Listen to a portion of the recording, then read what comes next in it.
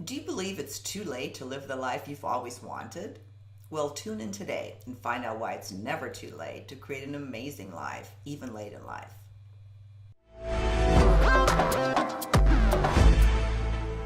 Thanks so much for tuning into Second Act TV. I'm really happy to welcome Kristin Kaufman to our program today. Kristin, thank you for joining us. Oh, thank you. I'm delighted to be here. Kristin is the founder of Alignment Inc. and the author of the popular series Is This Seat Taken? Kristin is also a prolific writer and a five-star keynote speaker and just an all-around really great inspirational person. So we're really happy to have her with us. Uh, Kristin, on Second Act TV, as you know, we're all about recreating life after 50 and believing that, we can live a great life after 50. And that's kind of what attracted me to your message. So give us a little bit of background of how you arrived at this point in your life and, what your company and your books are all about. Okay, great. Well, I'm a recovering corporate executive, and in 1983, my first job out of college was with Hewlett Packard Company, and I stayed there for a little over 21, 22 years, rose up the ranks, left running a very large global business unit for them. Marvelous experience. I left Hewlett Packard when I felt that I was out of alignment with where the company was going to be heading, and I left to go to software.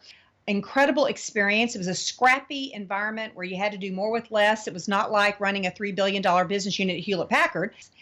Not to belabor this, but I did get sick while I was there. And as divine providence would have it, I was asked to join an effort with Mayor Bloomberg out of New York City to help reform the educational system in New York City.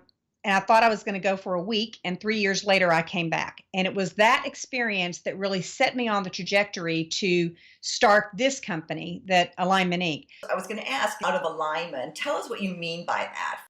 Right. Well, that term had never really been used. It was kind of my term because I felt like I was not in sync. And I came to realize that my definition for alignment is loving what you do, being good at it, most importantly, having it tied to something greater than yourself.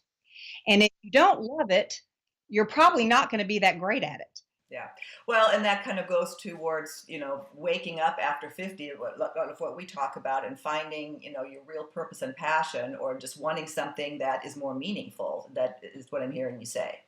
Yes, and I don't think I think they change. I think in life, what fulfilled us and what we were aligned to and with in our 20s, 30s, and 40s evolves over time. And it's not to say that we were out of alignment when we joined. It just means that we perhaps outgrew it, or to use my phrase, we lost the plot. It was no longer compelling for us.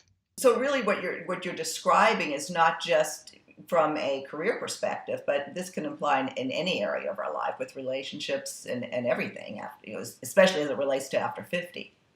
It's all integral. It's very difficult, if not impossible, to not align your personal life, your spiritual life, your professional life. It all needs to be working together for true fulfillment and to help us reach our potential as women and as human beings, for that matter. Well, and to your point, what the headline that I love of your article, is it too late? Which we're going to talk about in another segment. But the whole idea of when we turn 50, do we have time to recreate our life? Yes, absolutely. And, I know we're going to talk about my books later, but the impetus for the second book of the Is This Seat Taken book series was just that. In my work with Alignment Inc., my profession has led me to meet CEOs and men and women for that matter, leadership teams that are out of alignment. They are no longer in love with their job. They're out of alignment with the culture in which they're working. You name it, I've seen it. And many of them will say, it's too late. I've got golden handcuffs on. I can't leave. What am I going to do now? And that was what caused me to write that second book. I felt very called to write it because I do not believe it is ever too late. And that second book is all about people, some famous, some not famous, some totally anonymous to everyone on your in your listener base, that literally either had faced bankruptcy 2, 3, 4, 5 times, and at age 60, 65, and in one case 80, completely started over. And this is not what I call the 3 cups of tea people, the people that had already made their millions of dollars and are going to go build an orphanage in Nepal. These are people that truly did not know what they were going to do to put the next meal on the table. They had lost confidence. They weren't really sure how they were going to move forward. And therefore, I wanted to highlight their stories. And every one of the people that I wrote about in that second book went the road less traveled. They created their own life as they wanted it to be, which is a really powerful message. Well, I want to get into some very specifics of that message and some specific steps that our viewers can apply, in their own life, because I'm sure lots of us are in that situation. I know I was, and probably always will be.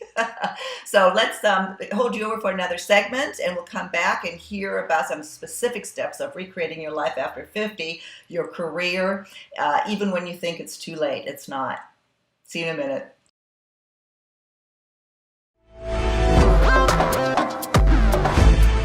So glad you tuned in today. Make sure you watch the next video coming up right here. And be sure to subscribe to our program. We appreciate your support. Thank you.